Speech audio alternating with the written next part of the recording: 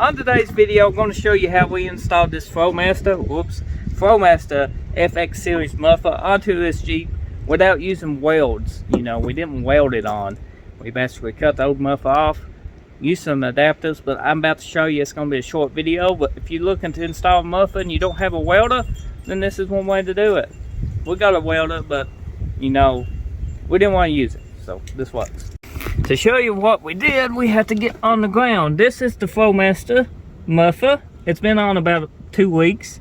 And if you look, we got some adapters and muffler clamps going on.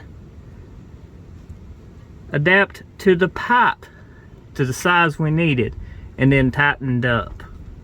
And you could go back and weld this later on, but we have no leaks because we got the muffler clamps just so tight.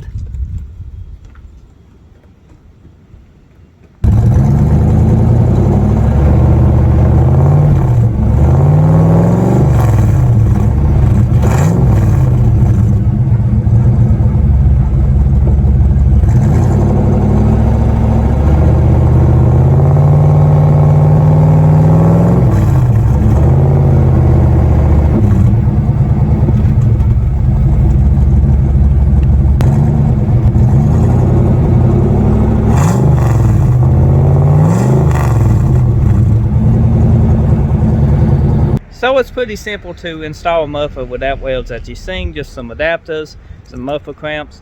It probably won you, I say we spent about $25 worth of just adapter, pipe, and muffler clamps. So we didn't have to use a welder. And then the muffler was like $30 some, I think. Muffler sounds good. Got a sound test of this muffler in the description below. Be sure to check that out. If you're new, get subscribed. If you're a returning subscriber, I appreciate you taking time out of your day to watch this video. Thank you. And drop a comment if this video was helpful. See you next time.